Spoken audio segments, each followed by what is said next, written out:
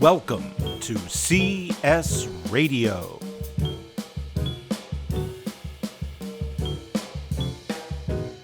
Hello, everyone. Welcome to episode 239 of CS Radio. I'm Jay DeAngelis. And I'm N. Thomas Leach. And once again, I'm back. Welcome back. Am I doing every other episode now? We missed you tremendously. I know we didn't talk about it as much as you wanted us to. No, there was a lot less talk about how much you missed me. Listen, I had a bit at the start, and I had to remember the bit, and we had to get into it. The bit was good. The whole episode was good. It was a long one. Yeah? It was a long one. You guys got chatty, which was great. It was important. It made me think, there's something to be said to having someone who knows what they're talking about on the show. Unlike our usual shows. Yes. I'm referring to I'm mostly talking about myself. Sometimes I consider you the expert and I'm more of the interviewer. Well, I'm loath to mention this, but I do sometimes think about us as Joe Buck and Troy Aikman. And I guess in this standpoint, you're Joe Buck and I'm Troy Aikman. Yeah. Neither of these, I think, are particularly it's not flattering to either of us. So but I have had that comparison before. Well, this week I'm going to be the expert. All right, Troy. Please. Could we be John Kruk and Tom McCartney? You lost me a little. Oh, because you don't watch the baseball games. Oh, Kruk, yeah, of course. Yeah. I just don't know them by first name as much. We can be the Kruk and yes. All right. Then Who's the other one? I know Kruk better. Tom McCartney. Yeah. So I was away because I took my annual trip to the Austin Film Festival Writers Conference, which, for those who haven't heard me talk about it before, is a really unique event where I get to go and learn a little bit about the state of the entertainment industry. So it is a full-fledged film festival. It's actually a 2-week film festival. It's still going on in Austin right now. But overlapping with the first week is a conference specifically aimed at writers. The writers. There'd be no films without the writers. Exactly. So screenwriting, teleplay writing, playwriting, podcasting, and video game writing are the areas that they cover. And I think I went to a panel on each of those topics at least once. Like I said, I think this was my 8th time. Wow. Going to the festival, I've been here a long time. I remember the first one you went to.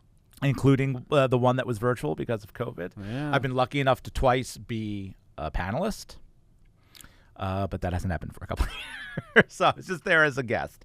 But it was interesting, and I always try and pick a couple of panels that I think will be good for our current students to learn about. I went to some state of the industry stuff, but I also always make a point, and this is a really great feature of the conference. They always have some sort of panel that's specifically aimed at how I got my first job. Yeah. Right. What's my entry level? And so this year, it's also particularly good in entertainment because it's not always. It's not always straightforward. It's not straightforward. It's not super obvious. It's like here's a very clear thing to apply for. A lot of times. It's so network driven, so I'm sure there's a lot of interesting examples of types of things people have done that way. The panel about getting your first job is very often sponsored by a graduate school program, so a lot of times they're pulling their alumni, and so it turns into a little bit of a plug for grad school. And I've been in that panel before. I think it was last year, where it really just felt like an ad because everyone was like, well, I went to this alumni mixer and I met the person who became my boss. And that's valid, right? That's totally valid. That's a way that but it's not always actionable advice, right? Except go to this grad program and get into their networking events. However, this year, even though they were all alumni of the same program, they all had very different paths. Cool. And it was really super interesting. And often the people they bring back are either still in that first job or maybe just a year or two removed. Mm-hmm. And the 3 panels this year, it'd been a little while. They've now established themselves. And so they had the benefit of hindsight on reflecting on their time. So for a writer, one of the most common first jobs is to become a writer's assistant. And we've talked about it before. There is no straightforward way on how to get that job. Sometimes they are posted on job boards, but a lot of times it's just word of mouth. And because people use that as a springboard sometimes that's a job that has a lot of turnover. So you start out as a writer's assistant, and then someone says, oh, we could hire you as a junior writer on this other show, or just get internally promoted, and now they need a new assistant. So, in fact, one of the panelists said that she wrote letters. She was given advice not to email people, but to actually send letters to try and make it more memorable. So she sent something like 300 letters out. Wow. And she got 2 responses. Not a great yield rate, but... But one of them was from the famous writer David Mamet, Okay. who said, why the expletive deleted? Do you want to work in TV? But if you do, come talk to me. And another one was from somebody who said, well, your timing is perfect. This arrived on my desk the same day my assistant quit. Can you start tomorrow? And they said... They said somehow they ended up getting both those jobs. I think she went and met with David Mamet and shadowed him for a day, but then took the other job full time. So my big takeaway, as it often is that networking is such a key piece. And you're gonna have to forgive me. I don't have any prepared notes. We were not going to talk about this today. We were going to have a guest on, and that didn't work out. So I don't have my structured notes in front of me. But it was a lot of talk about networking, and really, as I said to my friend I was with, I said, you know what? It's, for lack of a better word, it's about the hustle. Yeah. And that can feel like, it's the same way we talk about students are like networking. It feels so gross. But you know what? It's just about being being nice to people and being connected and showing a genuine interest in them. So another girl on the panel ended up as an office, as a production secretary in a famous film director's office, film and TV. And she really wanted to write comedy, and although this director had a strong background in comedy, he had moved into doing a lot of drama television. Mm-hmm. So she didn't really want to get staffed on one of his dramatic shows. She wanted to work in comedy. But people would come into the office to talk to him because he had done a bunch of famous comedies. So they were either pitching ideas to him or just looking for advice. And so she would just kind of take note of who was coming into the office and getting to know them a little bit. And she said eventually someone came in and she's like, yeah, I really should probably talk to that person. And so one time when she was leaving, she said, hey, could we have a cup of coffee? And built that relationship, and that, that led to things down the road. And sometimes it's a long game, right? It's a long haul. So the third, and I'm sure working, depending on who you're the writer's assistant for, it has a tremendous difference in terms of the level of work or involvement you have. 100%. I have definitely heard in the past that some showrunners are very inclusive and want to see their assistants move up, and others feel the assistant's job is only there to take notes. And along those lines, though, each of these, so the one girl had been, like I said, a writer's assistant. Another girl had started off as the secretary, and the third girl had started off as a PA, a production assistant. So being on set, she was right out of college in New York. She was working on Law and Order. No, Luke Cage. Oh, okay. Luke Cage. Cool. Yeah. So a lot of location work, a lot of nighttime location work. Yeah. So she's like, it's 2 a.m. and you're telling homeless people, please get out of the shot, and like drunk people coming out of the bar and being like, no, please don't come this way. Yeah. And it's authentic then. And she said eventually something opened up in the writer's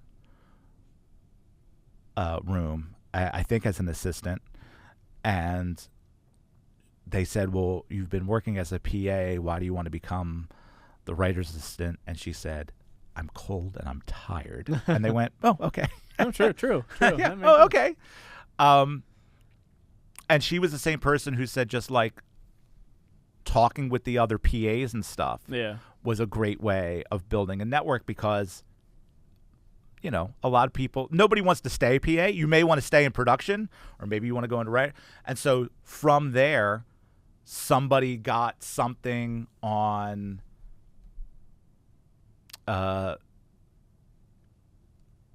either 30 Rock or Kimmy Schmidt, one of the Tina Fey shows. And eventually Tina Fey was hiring a writer's assistant for the Kimmy Schmidt show. Mm-hmm. And so the girl reached out to the person and said, can you get my name in the pile? And she did, and she got the interview, and she got the job. So all of that, staying in touch with people. My college professor used to always say you got to have a well-annotated Rolodex, which, you know, is an outdated phrase, but it's the same idea, right? She kept notes on everybody she talked to, and so that when she needed to reach out to them again, she had up-to-date information in a pre-internet age. Some people can keep it all up here. Yeah. Yeah. Not everyone can. I'm not sure I can. Sometimes I can, but it's easy to forget, especially when you're talking to that many people. So, you know, whether it's in your head or you're going to keep notes on a computer or you're just going to like follow everybody on LinkedIn or whatever your method is, you just want to make sure that you're building that network and sustaining the relationships so that you're not like out of the blue calling someone 5 years later having only ever followed them on LinkedIn, right? You've got some sort, you don't talk for 5 years, but you have some sort of relationship that exists. And I think the most important thing that all three of these women shared was that no matter what that first job is, and you've got the goal of being a writer or being the director or whatever it is, do the job you're hired for. Don't overstep your bounds, basically. Do the job you're hired for, and when the opportunity presents itself, show your interest, show your skills. That I feel like I hear that all the time in entertainment too, because there's only so many ways to start a career in entertainment when people might have so many different ideas that sometimes you'll see the person who's like, they're not going to bring their full attention and effort to this project that we need them for, because all they're going to be doing is talking about their band and the performance they have and that they want to get licensing rights to be the intro to the song or something, and they're working too hard on that side of it and not focusing in on what they were hired for. Exactly. So they said they had all seen situations where an assistant came in and was like, so yeah, I'm the new assistant, but here's my pitch for a new episode, and that's it. You're done. It kind of, so I was thinking of this when you said the networking piece, how about people don't love it because it feels very self-serving. I think the fact that you're already thinking and you're nervous about it being self-serving means you're probably going to be better at it than the average person, because the people who never have that thought whatsoever are the people who come in immediately and say, I have your great twist ending idea. Right. And they're like, you're just here to take notes. Right. And you're like, yes, that's great. We still need our coffee. Yes. And I'm sure there are some rooms that are more any idea is a good idea no matter where. I think that's absolutely true, and you get to know it. And she said also, and you just got to find your moment. The woman who ended up working on Unbreakable Kimmy Schmidt, she said she was in that room for the whole season, and then at some point they broke into small rooms, and everybody was taking a chunk of the episode. And she said the room that she was in, they were stuck, and she was like, I think I have it. And so she felt that they weren't getting anywhere, so she finally just raised her hand and said, could I talk? And they're like, oh my God, yeah, if you've got an idea. And she was like, she said, and all I said was deviled eggs. And that she's like, and that sold that, it sold the whole thing. And they ended up being so happy that like the art department had to make these prop deviled eggs, and they gave them to her as a wrap gift. That's cute. So it's not to say don't. No, it's like find your moment back, and know the room, right? So if you know you've got a showrunner who wants you to be seen and not heard, but I had heard that too in previous years. The people said so the showrunner didn't want you to talk in the room, but when you went to the breakout rooms or the showrunner went to another meeting, you could turn to your ally, whoever that was, and be like, well, I had this idea about deviled eggs. And that could get you, and then hopefully word gets back to the showrunner. Well, hey, Michael mentioned this really interesting idea. Yeah. Exactly. Do they ever do it like Good Will Hunting, where they just write on who did this? Who wrote deviled eggs on the whiteboard? Everyone goes to get coffee, and they just write deviled eggs. Maybe that's how I'll do it. Yeah.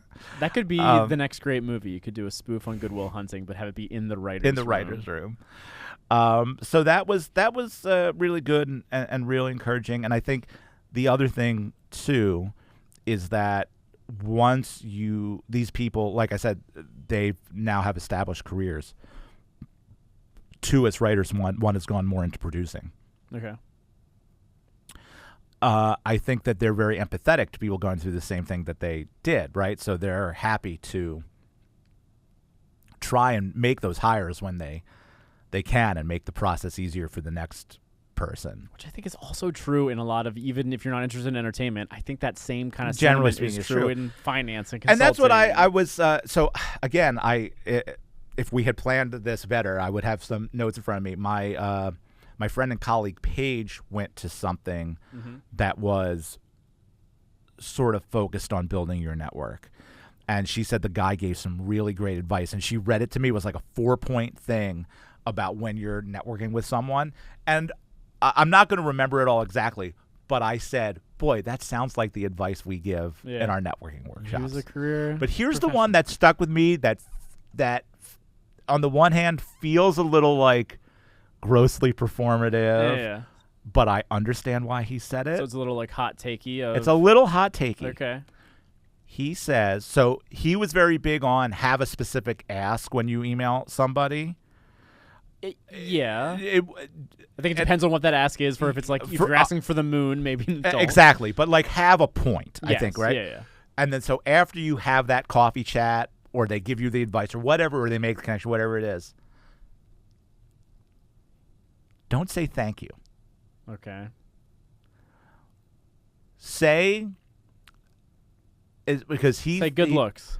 He said when you say thank you, you're putting yourself in a subservient position. Yeah. And I was I'm like, off. yeah, I was like, so what his advice was to say, I really appreciate your perspective, or I appreciate the time, and I look forward to our next discussion. There's nothing wrong with that. There's not. The way it was couched, I was like, oh, that feels a little, but okay. But okay, I see where you're going. I'm perfectly fine with that phrasing. Like I think that's Yes. and I say that often to students. Like I appreciate, like you say what you appreciated from that conversation could be an easy way to work in rather than just generically saying thank you. Yeah. It's a good way to add specificity to show that you were engaged with them in some sort of way. So I do think that that's great advice. I don't think you should be in your own head about like, oh, I'm looking too subservient. And Oh, this yeah, or yes, like yes, I'm yes, yeah. looking up to them too much or something. I think you have a workshop on this very topic this week. This week, news to me. Do I? Isn't that what your social media post was advertising? Oh, sorry, that's next week. Oh, Monday, this week. As you're listening. Time Today. travel. Yes, and it's one that Brendan is leading as well, so I'm less involved with it. So Brendan just gave me. Oh, you're just the face of it. I'm just I'm the talent. I'm the Troy Aikman. So it is a Ace the Interview, and specifically it's a whole series that I think Brendan, Laura, and Heather have primarily all been very involved with, and I'm sure they've had other help throughout the office as well. But they've done a great job of connecting alumni and employer voices to common either stress points or things that students ask questions a lot about through the interview process. So they've already done, I think this might be the third one. They've done at least one or two before this that are more about how to land the interview and how to stand out during the interview. And this one's about Follow-up. How do you follow up and stay how do you update those that you've engaged with previously after you've either had an interview or potentially you've networked with them in the past? And usually it's in the form of some kind of thank you. But there are other ways you can do it too. And we're going to have multiple employer perspectives. I think Goldman Sachs, Teach for America, and there's one other one I'm forgetting off the top of my head. Will be sharing their own perspectives on the things that stood out to them that they've heard from candidates in the past. So you mentioned networking a few times. Yeah. I'd love to hear who did you network with? Who did you get the chance to talk to? So I openly admit, despite all the advice I give about networking, particularly at this event, I tend to feel very overwhelmed. Yeah. I mean, I think a lot of these, there's so much going on. There's so much going on. It can be very hard to go up to a panelist after the session because everybody bum rushes the stage. Yes. Right. Everyone wants to get that. They didn't get their question answered in the Q&A, and they rush up. And so, yeah, but talk about transferable skills. This is the exact same as an info session, right? This is the exact same as student exactly comes, right. It's speakers exactly right. done. Everyone elbows their way to the front. So I have definitely, thing. I have definitely waited. One of my best networking things, I recognized somebody in the audience. He came in late, so it kind of caught my eye. I went, oh, that's Philip. I have always wanted to say hello to him. I had heard him on a panel before. He's a podcaster. Mm-hmm. I had heard him on a panel before. He lives in England, so he has not, I don't think we've seen him at this event since that first time. So everybody bum rushed the stage to talk to the panelists, and he was still in his chair, and I just You went slid. straight to Philip. I said, hey, excuse me, Philip, I'm Michael from blah, blah, blah, blah, blah, blah, blah, blah, blah. And so we had a nice conversation. So that was, I thought, pretty slick of me. Yeah, I mean, that sounds perfect, and especially because you knew who it was, so you had an easy way to highlight why you were interested in talking about And that. I had something very specific to talk to him about, because his show also did their first live show this summer. So Oh, nice. I asked him how that went. I said, we also just did one. He was like, oh, did you live stream it? We didn't. We regret not doing it. I Yep. said, no, we recorded it. He said, yeah, we really want to live stream next time. So I said, oh, well, let's stay in touch. If you come up with a good platform or a good way of doing that, and vice versa. So that was good. And then I had a great piece of good luck, and we were just discussing with Lorna about how sometimes this happens, because it also just happened to Lorna this week, where happenstance puts you in front of somebody. Yeah. And so my friend Paige and I were our Airbnb was right next to a famous barbecue place. And I was like, all the years I've been coming here, we've never gone there. She said, oh, let's go tomorrow night.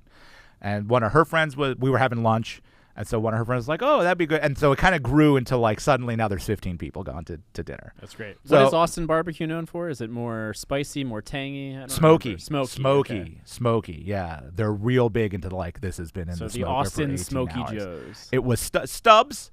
So like the Oh, Stubbs like the- barbecue like the sauce. sauce. We went to his restaurant. Okay, that's very cool. It was Okay. very good. So you had like 15 people all going. Right. So, and then even though the apartment was saying I was right next door, by the time I got changed and everything, I ended up being the last one to arrive. Okay. You And made so your grand entrance. they kind of put us in a private room in the back, which was nice, and a big long table, and there was just one seat left. So I took it, and I was sitting across from this lovely woman who immediately started talking about whiskey and Star Trek. And I said, oh, are you my new best friend, whiskey and Star Trek? And so we talked about whiskey for a little bit, and then she brought up Star Trek again. And Both of these things have gotten you in trouble in the past, I'll point out. whiskey and Star Trek? Oh, yeah. They have. Sometimes together. But she then mentioned that she worked for Star Trek. And as soon as she said that, I went, oh, I think I know who she is. And so I said, oh, can I ask what you do for Star Trek? And talk about an amazing job that no one would be on the top of their list. She is the scientific advisor for all Star Trek properties. So all of the recent TV shows, Discovery, Lower Decks, Prodigy, Strange New Worlds, Starfleet Academy, which is about to come out, and all the ancillary material. So she just told me that one of the last things she just did was she helped edit one of the role-playing game books for scientific accuracy. Is she a physics She's an background? astrophysicist. She has a Astrophys- doctorate. wow. Her name is Erin McDonald. She's Dr. Erin McDonald. She has a degree in astrophysics. She has this job as Star Trek science advisor. And so when she said that, I said, oh, my God, did they make you a cartoon character? And she said, yes, they did. So they made her the head of Starfleet science on the animated show Prodigy. Because part of that show was aimed at a younger audience, and part of the brief was to get them excited about science. And they were so grateful to her input that they actually made her a character in That's the so second cool. season. So she was tickled that I knew that. And then I think, Natty, even you would have been like, I've never seen him like this. I really let my geek flag fly. We went deep. It was so much fun. And she was there because she was pitching a movie in the pitch competition. Nice. So you never know, right? Like you just gotta. Sometimes life puts that in your lap, and so I made sure I got her. So unfortunately, our paths didn't cross again the rest of the weekend. But in that moment, it was so cool, and it was so cool to think, well, there is a path that very few people have traveled. And something cool about that I think about when I've gone to conferences in the past. One of the first conferences I went to, There was, I don't know if he was the president of the organization. This was probably at one of the pre-health advising conferences that I went to when I was at Temple. And I think that he said it was probably in one of the newer member sessions. He basically said, skip every session. He was like, especially if you walk into a session and you're like, this is worthless, just leave. And I was like, oh, that's interesting. He's encouraging us not to go to sessions. He's like, but his justification for that was that the best conversations and people you're going to meet are not actually in the sessions. They're outside getting coffee. They are in the lunch area. They're out hanging around between. It's so true, because I got maybe less this year, but only because it's the 8th time I've gone, right? So from year to year, not much changes. And this year in particular, I looked at the sort of catalog and I went, I feel like I saw almost all of this last year. Down to, I went into a panel that I was interested in, and I had only kind of looked at the title. I should have read the blurb more, because it was literally the same panel I saw last year with the same people and the same moderator. So I just left. Yep. I was like, I already know your story. It's fascinating, but I heard it already.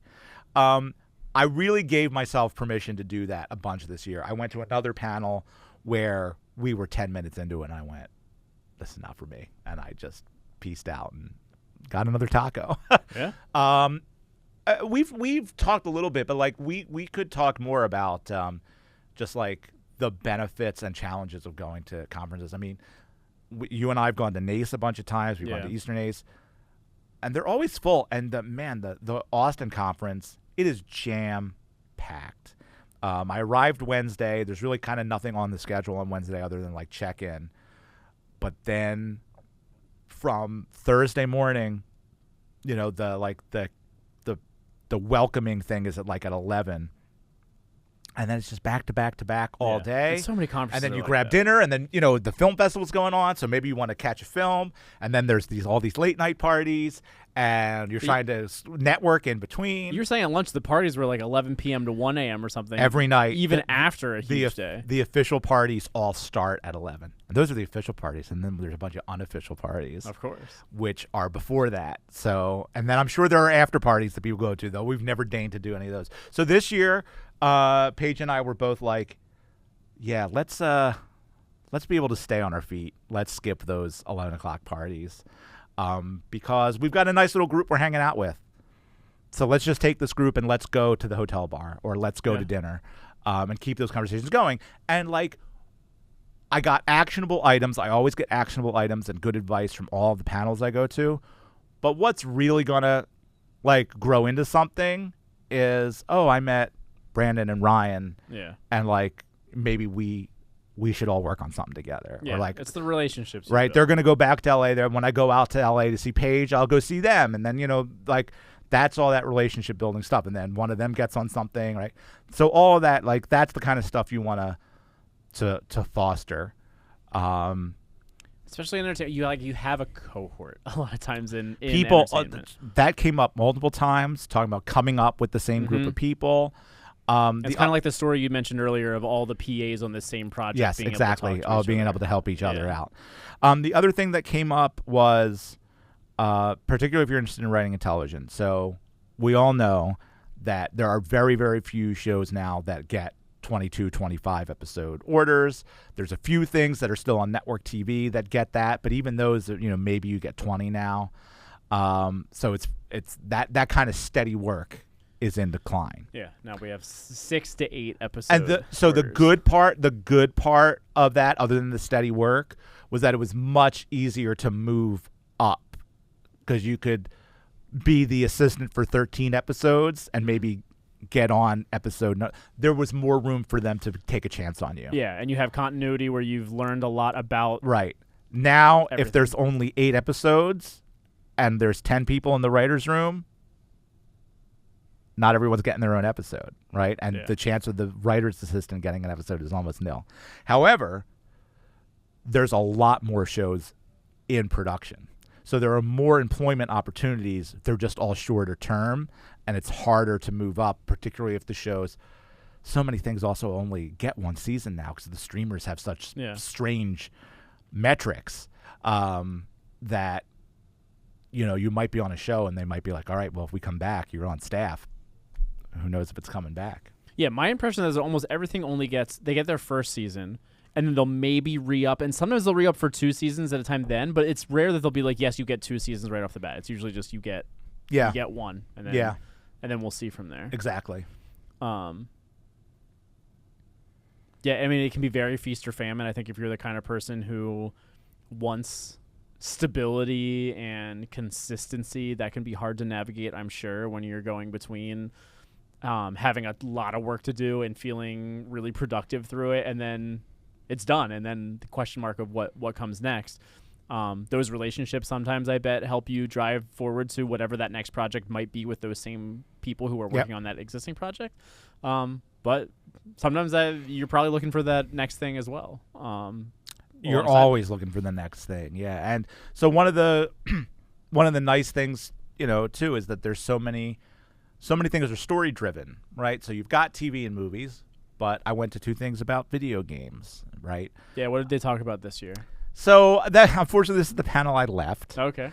So because you'd heard it before. No, because it was too chaotic for me. Okay. So here's what it was and why I was excited about it. They were going to do a mock writer's room for a video game. So you were going to get to see the decision-making process of breaking a story for a video game.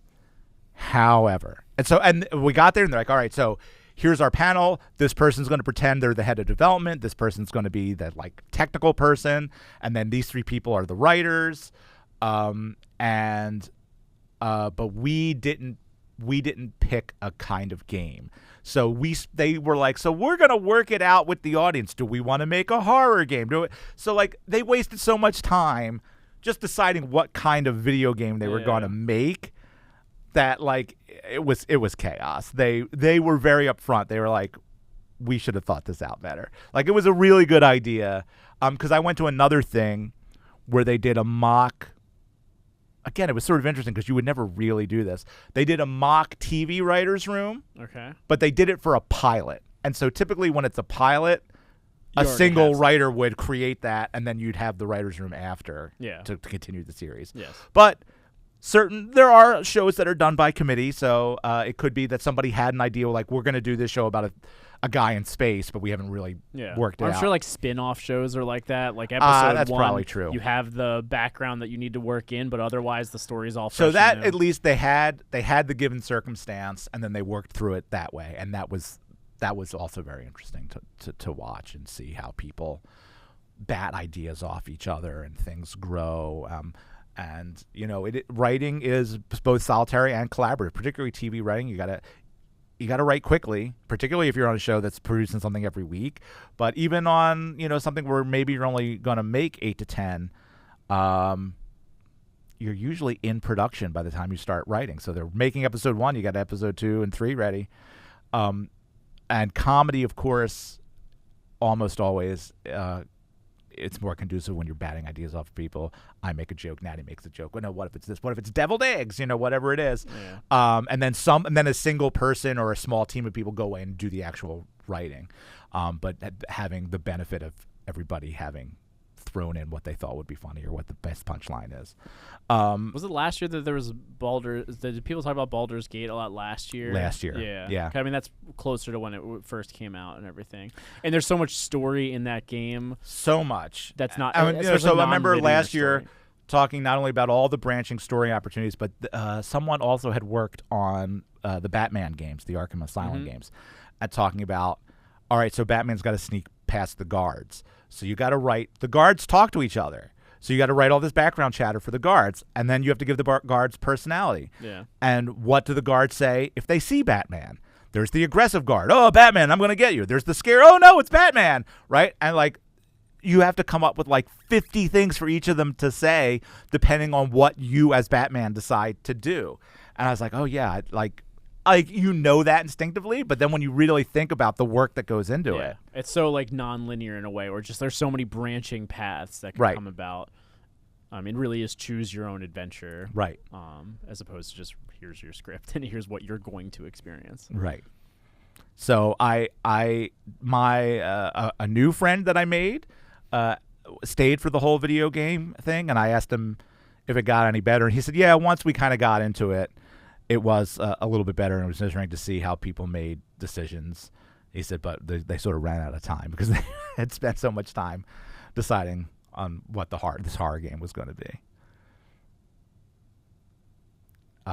So it was a lot. Like I said, I probably saw less panels this year than I have in the past, only because I felt like I had seen a lot of it last year. And I just really just enjoyed being there. I just enjoyed meeting people. I enjoyed hearing what people were working on. I'm always excited. I mean, I think, we have a small group of people at Penn that want to go into entertainment. But there is a Penn network for that. And we have plenty of people that work. Actually, this was probably the first year that nobody's first job was working in an agency. I mean, that's often a Penn path. We have a lot of people that work in agencies. So we didn't talk about this, but at the arts event that we had last week, there were a number of students there, and they were talking about how surprised they were, especially like UTA has the biggest, more traditional recruiting presence here on campus. Yeah. But the person was talking about how impressed they were that, like, I met like 30 different Penn alum who are a part of UTA in some sort of way. We have a lot at UTA. We have a lot at WME.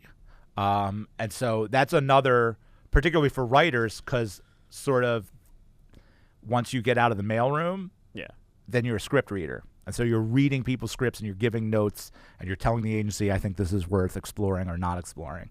So that's another common path. You just have to know a lot of people. Like that example earlier. A lot of people. You're just sitting at a desk, like saying hi to people as they come in. You find the right person to say, hey, let's get actually, coffee so with. my agent, he started out, he's my theater agent.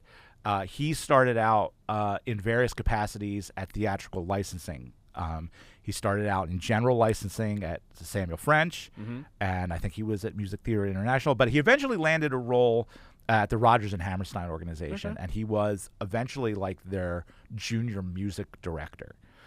And over time, so R&H, other than being the protectors of the great musical theater catalog of Rodgers and Hammerstein, they also develop and license new musicals.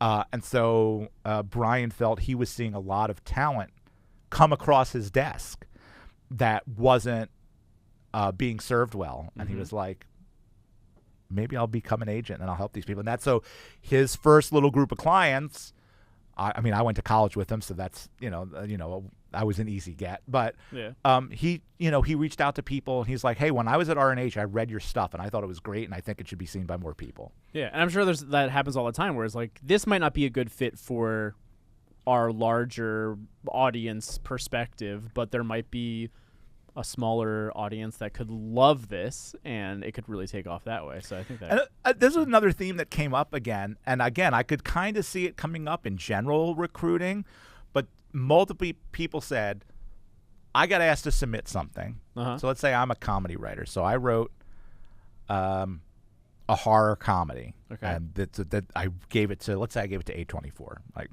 somebody known for making horror would be open to a horror comedy. And they came back and they said, we just loved it, but we actually have a project we'd love to put you on. Oh, okay, great. Is it going to be a horror comedy?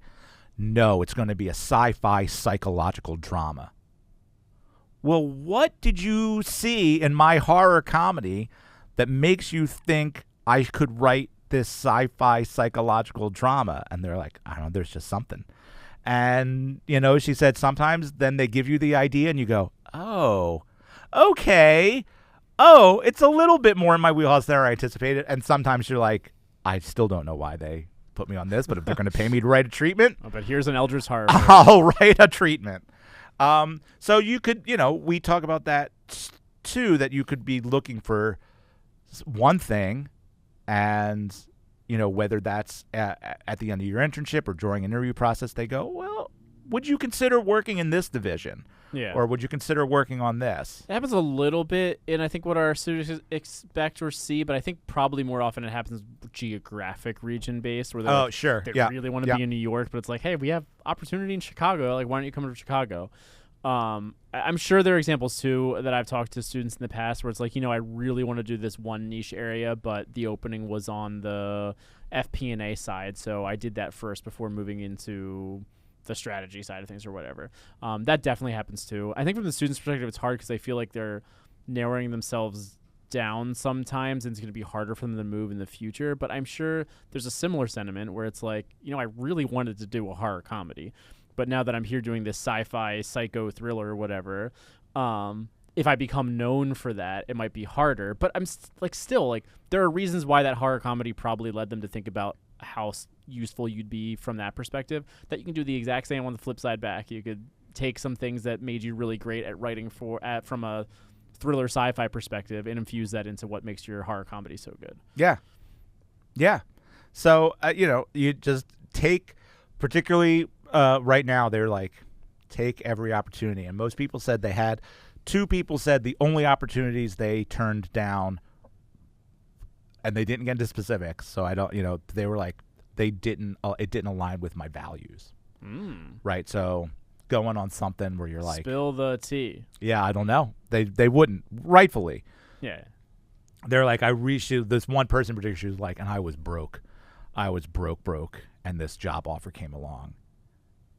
And I couldn't believe I was thinking about not taking it, but I couldn't really believe that I'd go work for whoever it was. Yeah. And luckily, she ended up not having to make that decision. Something else came along that told her, no, pursue the other thing, and she did. So yeah, staying true to yourself. I think in any business, it can be so easy to just take the offer that's in front of you, even if you don't feel 100% great about it. And sometimes that's just, you do it out of necessity because you got to live. But sometimes you're like, nah, I got a line that I just can't cross. It's not what I want to do. It's not what I want to do. Yeah. So anyway, again, super, super interesting. I'm always grateful that I get to go. It was really nice to make some new friends this year. It was great being down there with my friend Paige. Missed my other buddies, but maybe we'll all be together again next year. And you'll start your own film festival right here. Well, Philly is a great film festival, and it's always competition. It's always the same time as the Austin one. So I haven't been to it in 8 or 9 years because I've been going to Austin. But it's always good to be down there. Austin's a great city, a complicated city, but it's always a good time. Really good tacos, and just interesting to mingle. And even the LA people who are semi-used to seeing recognizable industry folks. One night we were at the bar in the hotel, and out on the balcony was all the A-listers. Rian Johnson, Christopher McQuarrie, who writes all the Mission Impossible movies, Craig Mazin, who writes Last of Us and The Hangover. I could go on. There were about half a dozen of them. Chloe Zhao was out there having drinks and dinner, and everybody. We were like Dickensian children. Like, we could have gone out on the balcony, but we just sat on the couch next to the window, just kind of just looking in. Well, we were looking out. They were the ones out, but it's Austin, so they were not in the cold. Yes. But it was just cool that they're there. They're just mingling just like everybody else, and everybody's chill about it. And I'm sure, it's a little bit like there's all 12. They were clearly having dinner, but I think if Rian Johnson had gone up to the bar for a drink and I happened to be there, I could have said, hey man, your movie was great. Everybody's super approachable. Even so, we went to see the new Knives Out movie. It was the signature movie of the festival. It was really, really good. And he did this new one too, right? He did the new one too, and he did a talkback after the show. And when the talkback was done, people went up to him on stage, and he did autographs, and he clearly took a couple of minutes to answer questions. So everybody's very approachable and appreciative. He was clearly, I think he said it had only played in the Toronto Film Festival so far. So it was really, it was the first time he was seeing it with a crowd, and he was really jazzed that it was getting such a great reaction. That's awesome. Yeah, it was real good. It's going to have a blink and you miss it theatrical release because it's a Netflix movie. But if you can see it in the movies, I think it's worth it. It's got some really beautiful camera work. Nice. Or enjoy it at home. So that's about it. Again, I would have written some notes out, but this was sort of the last minute. I think it went great. And I'm glad we had time to talk about when it was still fresh in your mind. Indeed, because otherwise it was going to be almost a month before we had an open slot. So I'm glad I got to talk about it. Of course, Natty and I have been doing a bunch of programming around arts and entertainment recently. I'm going to be doing something for admissions in November, so for incoming students interested in the arts. So you can always reach out to either of us if you're interested, and keep your eye out because we do try. I'm sure we'll try and do something in the spring as well that's arts and entertainment related. Yeah, for sure. So until then, it's great to be back. Thanks to Dustin for filling in for me once again, and we'll see you next time on CS Radio. This podcast is produced by the University of Pennsylvania Career Services Office, a division of University Life. It was created by J. Michael DeAngelis and Amy Lynn Kirshner. Your hosts and producers are J. Michael DeAngelis and Natty Leach, and it's produced, mixed, and edited by Lorna Lynn. If you like this podcast, please rate and review us on Apple Podcasts, Spotify, Amazon Music, or wherever you get your podcasts. Follow us on Instagram and Threads at Penn Career Serve. We'll see you next time on CS Radio.